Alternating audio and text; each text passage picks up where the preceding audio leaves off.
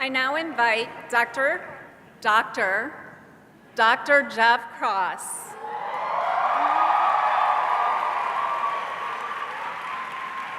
Our class of 2018 student speaker to the podium.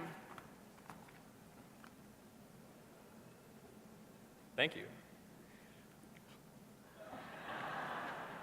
Good afternoon. At the beginning of medical school, Dean Fulberg poses a pair of questions to us. What do you want to do, and who do you want to be? The last 4 years have been an amazing opportunity to pursue our answers, but often we don't spend enough time looking inwards at what brought us here to begin with. At Michigan State, I had the honor of learning from a very esteemed professor who taught us to study ourselves through self-discrepancy theory, which postulates that there are three distinct self-concepts: our actual self, the qualities that we currently possess; our ought self, the qualities that we should possess; and our ideal self, the qualities that we wish to possess. Disparity between these self-concepts creates emotional discomfort, shame, and vulnerability. But at the same time, chasing ideals drives us forward, pushes us towards change, to be capable of more. When I spoke with my old professor last month, he reminded me that complete harmony of these three self-concepts is not what brings us satisfaction, but rather a sense of pride in our actual self. In King Lear, Shakespeare wrote, "Striving to be better, oft we mar what's well." But in medicine, we know this adage more familiarly through the words of Voltaire: "Perfect is the enemy of the good." Commencement is a celebration of attaining an ideal self.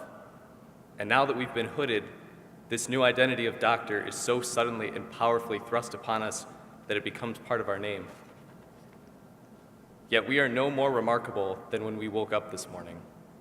You are still the same loving, caring, and passionate individuals that I've grown with over the past 4 years. Even before you were a doctor, you were advocates for human rights, stepped outside of your comfort zone in the name of global health, helped push the envelope of medical research, and fought tooth and nail for those that could not fight for themselves.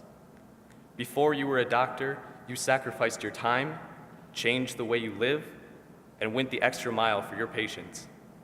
Even before you were a doctor, you were teachers, you were health bloggers, you were lady bosses, you were missionaries, and you were healers. And though now you wear the title of doctor, you are no less who you were yesterday. Some of us are Division I athletes, competition bodybuilders, expert rock climbers, accomplished travelers, and brave adventurers. Some are stunning painters, sculptors, photographers, gifted musicians and singers, slam poets, book writers, and dancers. In this crowd, there are restaurant chefs, die-hard hockey fans, brewers, pet lovers, business majors, engineers, those that grew up with stunning city skylines, and others with breathtaking country sunsets. In this crowd, there are role models, there are coaches, there are church members, military servicemen, heroes of all kinds, and a few very phenomenal mothers and fathers. Today, we are finally recognized for our commitment to the greatest part of our identity, our passion for medicine, and welcomed into a community of others who share in it. When we leave here, we continue pursuing our ideals, but always strive to retain the unique facets of our personality that make us truly amazing.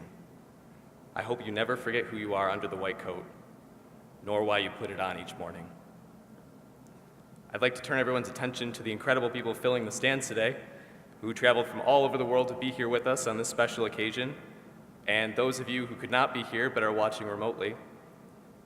Our friends and family that gave us a marathon of support, provided unconditional love and understanding, shared in the highs and lows, and managed to hang on during this wild ride. A round of applause from the students for those of you who turned this dream into a reality, and for helping us become who we are. This is a celebration as yours as much as it is ours. Thank you.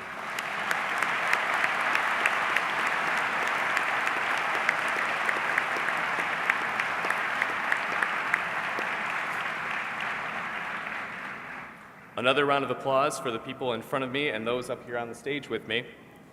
The faculty with the vision to build a medical school from scratch, support our student organizations, create outstanding educational opportunities, and push our research projects along while we admittedly drag our feet.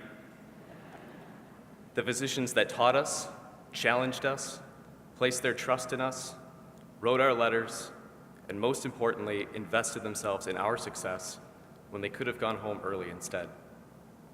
The residents that somehow unearthed the spirit to be patient with us while we presented in the 35th hour of their call shift and still sent us home in time to see the sun.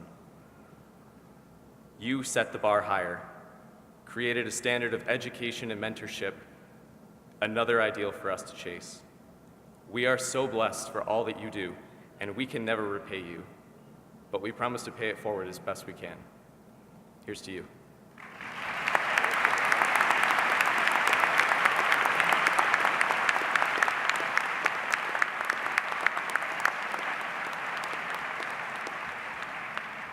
And if you're not too tired of clapping, lastly, one more round of applause for all 102 of my brothers and sisters in the class of 2018, because I would not be fortunate enough to be who I am today, nor would I be standing on this stage without their support.